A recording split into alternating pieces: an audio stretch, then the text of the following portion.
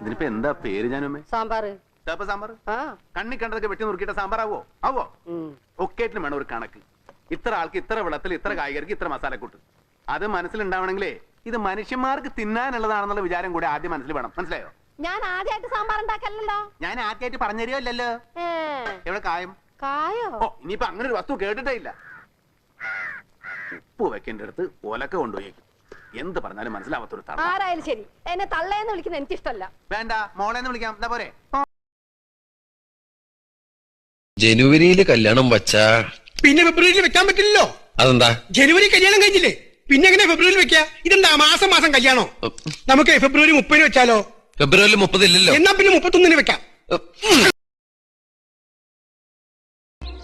നമുക്ക് നമ്മുടെ വീട്ടിലേക്ക് പോവാം. അവിടെ ആകുമ്പോ അമ്മച്ചി വയറ് നിറച്ച് ചോറുണ്ടാക്കി തരും. എന്നെ ആർക്കും ഇഷ്ടാവില്ല. എന്റെ ആർക്കെല്ലാം ഇഷ്ടമായിട്ടാണ് ഞാനവിടെ താമസിക്കുന്നത്. മോനായി പോയില്ലേ, ഒരഡ്ജസ്റ്റ്മെന്റിൽ ഫുഡ് കഴിച്ചിട്ട് അവർക്ക് പറ്റിപ്പോയില്ലേ. ജോസേട്ടൻ എല്ലാവർക്കും ഇഷ്ടാവും. ഇഷ്ടപ്പെട്ടില്ലെങ്കിൽ ഞാൻ ഇഷ്ടപ്പെടുത്തും. ഞാൻ വലിയ പണക്കാരനായ എന്നെ പഠിപ്പിച്ച് വലിയ ആളാക്കാൻ വേണ്ടി അമ്മ പണയം വെച്ച വീട് ഇന്ന് ജപ്തിയിലിരിക്കുക. അതെനിക്ക് തിരിച്ചെടുക്കണം. നീ എത്ര വരെ പഠിച്ച്? 2ാം ക്ലാസ് വരെ. 2ാം ക്ലാസ് വരെ പഠിച്ചപ്പോഴേക്കും വീട് ജപ്തി ചെയ്താ?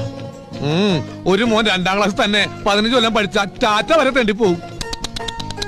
വെറുതെ അല്ല എന്റെ അമ്മേനെ പഠിപ്പിക്കാതിരുന്നത്, വീട് പോയാനേ.